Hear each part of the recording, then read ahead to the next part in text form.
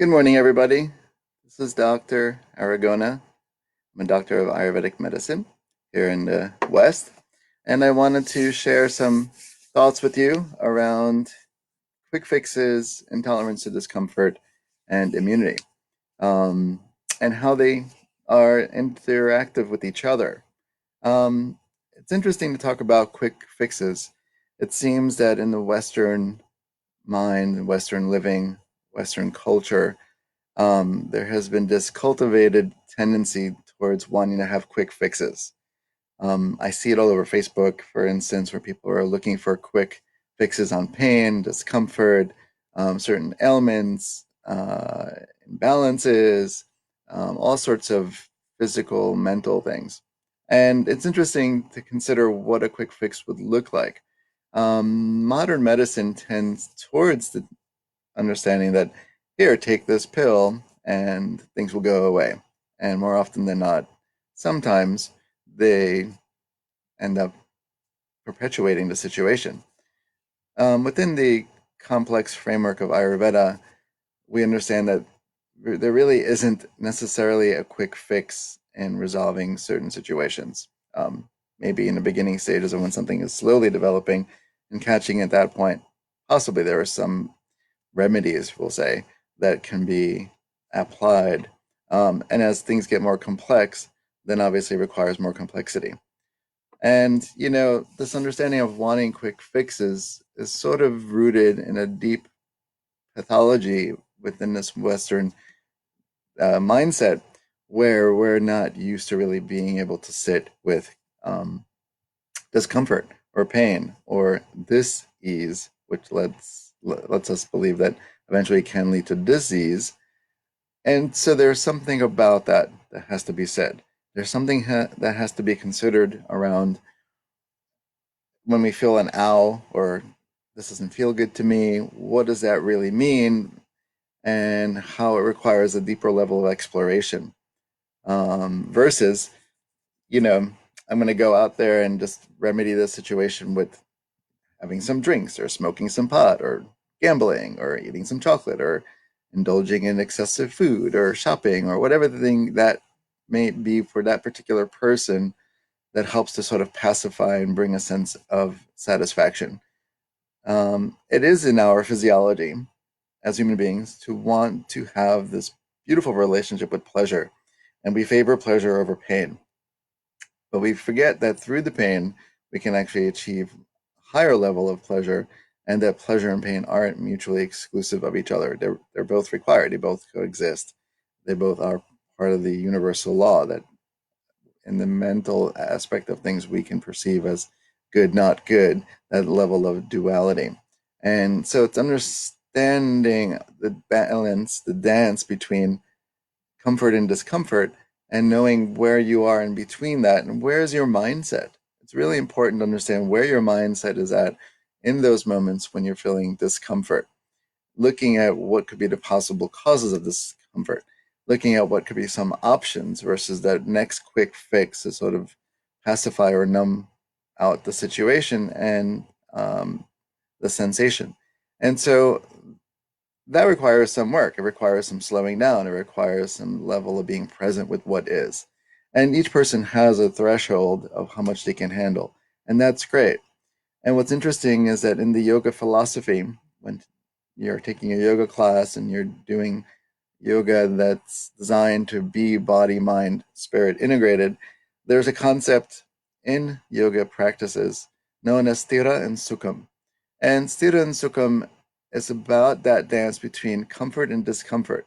It's finding that edge, that place on the fence where you're in a pose and you're experiencing some level of physical manipulation through this pose, through this exercise, and you're feeling just about good enough. And almost if you go a little bit further, you're going to feel a little discomfort or it's going to hurt. Yoga teachers, we tend to make sure that person finds that edge without pushing the edge, which in a yoga class, it means slowing down enough to really get into that experience of what the breath is feeling and what the mind is doing, and if there is any discordance between the two.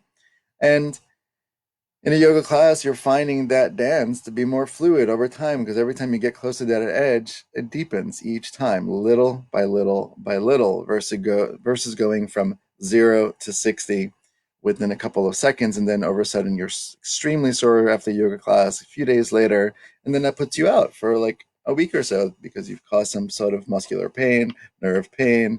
And what's the point of having that knock you out where you have to slow down again and build up again? There's kind of no point to that.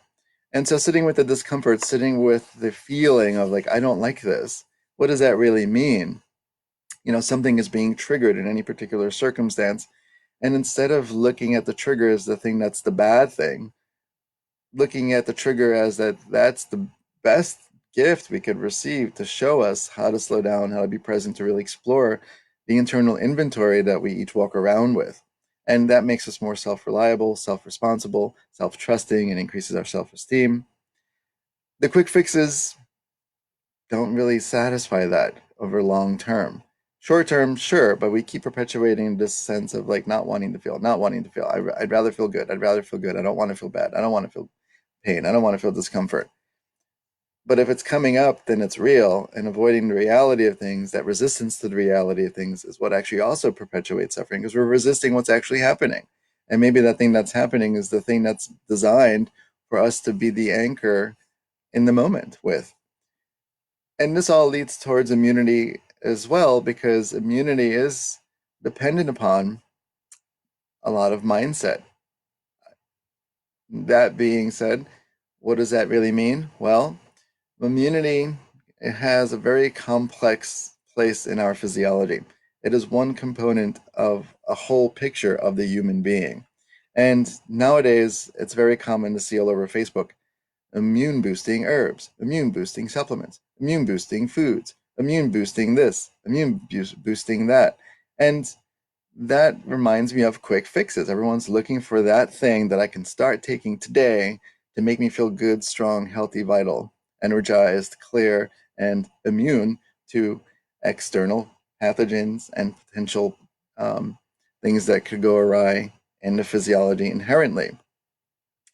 And Ayurveda discusses all this amazingly, cleanly, scientifically, which is a beautiful system of medicine, which is my favorite, which is why I practice it, why I share it with so many people, and why I find so many people thriving from the incorporation of Ayurveda in their life and lifestyle. And these philosophies of yoga, these philosophies of Ayurveda aren't limited to where they were given birth to, which is in India. These are global, universal principles that can be applied to everyone across the planet. And Ayurveda has a lot to say about immunity, where immunity is known in the West, in Ayurveda it's known as ojas in general. There isn't any direct text that says ojas is correlated directly with immunity, but it's inferred and implied. Um, and so immunity depends a lot on what we're eating, what we're drinking, what we're thinking, and how it exists day to day to day. And that's a cultivated practice, day by day by day, week by week by week, month by month by month. So taking something as a quick fix today out of context, because the context is ahara, which is diet, vihara, which is lifestyle.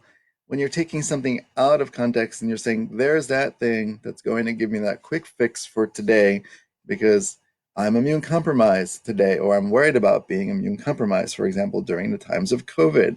Let me take that quick fix of a supplement or mineral or herb or food or, and that's not really how it works. It's about something that builds up over time. Health is built up over time. Disease is something that's built up over time. So starting to take that vitamin C, starting to take that vitamin D, starting to take all sorts of other supplements like zinc and ashwagandha and the turmeric and countless things that people are advertising as take this thing because this is good for this, this, and this. It may not be. It may not be what you actually need. Do you actually know yourself well enough to direct where you're going to go and get those particular dravya substances that will support the body on so many different levels and the mind on so many different levels? That takes time. That takes proper cultivation. That takes slowing down and really understanding what makes me feel good, what doesn't make me feel good. If I have a cold, it doesn't feel good to eat pizza. It, my mind, my mouth considers the pizza because it loves the pizza. It loves that feeling of pizza. But during those circumstances, my body is like, I don't want the pizza. I want maybe a soup. I want like a coconut curry soup or a traditional chicken soup, you know, my mom's recipe, something like that. That will help me feel better quicker than just giving into the satisfaction of like, I want pizza. Well, of course. Well, if I take care of myself now for the next couple of days, then I will develop my health again and be able to have that pizza sooner versus I had that pizza now, my cold lasts longer, I get more congested, now my allergies are triggered, now my sinuses are affected, and I'm keep doing the same thing over and over again. And you know, to some degree that satisfies the definition of insanity, where you're attempting to repeat the same behavior over and over again, thinking it's going to give you a different outcome. Change has to happen. And we're being forced during these times to change a lot, to look at a lot, to slow down a lot, to really sit with each day as a unique experience as part of this journey called life. There will be a time, 5 years from now, 10 years from now, 5 months from now, who knows, however long, that we will reflect on these times and say, oh, that was an interesting time period that I went through. You can recount it to friends and new friends and family members like a story. You know, we always talk about things in the past as part of a story and say, oh my God, I can't believe I went through that, how great it was, how crappy it was. And that's all great, and that's part of the human experience. But we won't get to that place right now, right away, not within the next 24 hours. So, where are we at today? What are the things that we're trying to avoid? What are the things that we're trying to escape? What are the things that we're using as those means of escape? Am I feeling stressed that I'm locked down and isolated mostly to my home confines and feeling like I need to drink every day and get drunk and sort of forget that these moments are happening right now? It's only going to make me feel worse. You know, I'm not saying not having a glass of wine is, you know, or I'm not saying that having a glass of wine is a bad thing. It's not a bad thing if it really works for your body and your mind, um, which again takes mindfulness. But going outside for a walk in the woods, or taking a walk around the block, or sitting on a front porch, or sitting on a back porch, or just opening the window and getting some fresh air, you know, reading a book. There are lots of things to do to sort of satisfy the mental piece so that the immune piece can also be addressed. And then, of course, there are foods, but not all food is created equal. Not all supplements are created equal. Not all minerals are created equal. Not all medicines are created equal. Even though certain herbs, certain medications, certain berries, certain food substances are considered to be immunoboosting and antioxidant and enriched with X, Y, and Z. It doesn't mean that's necessarily what you need. It doesn't mean necessarily that this is what everyone should be doing. And it doesn't mean that this is going to work for you. Just because it does this thing, is it the right medicine for you? And in Ayurveda, we look at all these factors to determine what is the appropriate individualized protocol that will support your own well being as your own uniqueness in this world, in this body, in this experience as your breath is moving in and out of your body. How do you get to slow down with your own comfort and discomfort? Are you more apt to going towards quick fixes? And if so, then what's the outcome? How are you noticing that affecting you? Is it affecting you positively, negatively, or is it kind of neutral? And understanding yourself really is part of the lessons of what's happening right now. And this is a great opportunity to explore those things for ourselves and realize, oh, maybe that quick fix isn't important right now. It really isn't going to serve me in the long term. Um, if there are any questions, by the way, you guys can send me messages or, you know, private message me. Um, Anyways, and so immunity is a cultivated practice. The body is a historical system and requires consistency for health. And therefore, being consistent with a regimen that supports diet and lifestyle and adhering to a level of consistency overall is the best way to go because the body, as complex as it is, when you put the right things in place consistently enough over a long period of time, will promote a positive outcome, not a quick fix.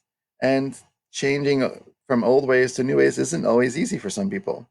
And for some people, it's going to take longer. So you just slow down even more and do as much as you can little by little, because eventually it will add up. It's like investing in the market or in a bank account, where if you're putting a penny a day, sure, 30 days later, you'll have probably a little bit of interest on those 30 cents you put in versus putting a dollar versus putting $10 a day. Something that you could do every day that's going to be consistent. And that's how we can develop the immunity. Reducing stress is a way of boosting immunity. What are you stressing about that you're drinking so much, or you're smoking so much pot, or you're eating so many edibles, or whatever it might be that you're doing more of is going to counter the level of immunity. Contentment brings a boost to immunity. Love brings a sense of immunity boosting.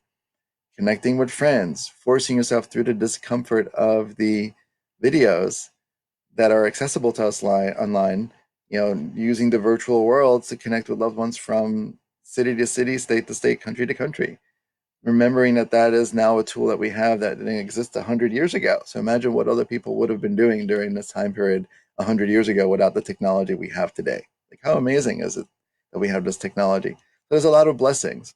And counting the blessings every day, showing gratitude, really means slowing down. What is one thing you could do or look at or experience in your day that you could express gratitude towards and say, wow, it's so nice to notice that little sprout coming up between the crack of the concrete. Or there is a little bit of a haze of the sun trying to come through the clouds. Any little thing. Or you ate something that actually felt deeply luxurious and enriching and amazing for your body. Doing that one thing that does bring you pleasure, and notice that throughout the day there might be some displeasure. And how can you sit with that? What can you do about it? Who can you share that with? You don't have to do it alone. Um, these are all sorts of practices and things that you would consider and should consider. I'm using the should word because you're worth it. We are all worth it. That should is sort of dedication to an internal discipline for betterment.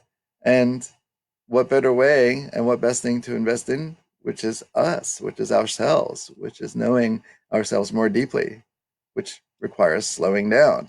This is why in yoga practices we do poses that move us through and open up the body and then get us to a seated position where we can sit down and meditate and really just get more intimate with that part of us that we're so busy running past. We're busy. That busyness is another way of being involved in this hamster wheel of quick fixes. And why won't you take the time? Why wouldn't you want to take the time? Aren't you really worth it? I think you are. I know you are. I know I am. So slowing down is an important key. Really sitting with the discomfort is a key. Understanding what's coming up each day versus trying to push it down, push it away.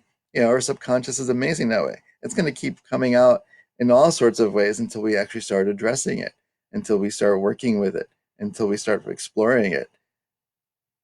That's great because when you start exploring it, it starts to have less of a hold on us. And overall, this affects our vitality and energy because when we're using energy to keep things down, keep things away, avoiding things, then we're expending energy somewhere else where we could be focusing it in a forward direction, carrying along all the things that we are and all that we have from our lives and our past stories to keep getting worked on. It's part of the work. It's part of being human. It's one of the reasons why we're here, besides wanting to experience a sense of joy and contentment and happiness.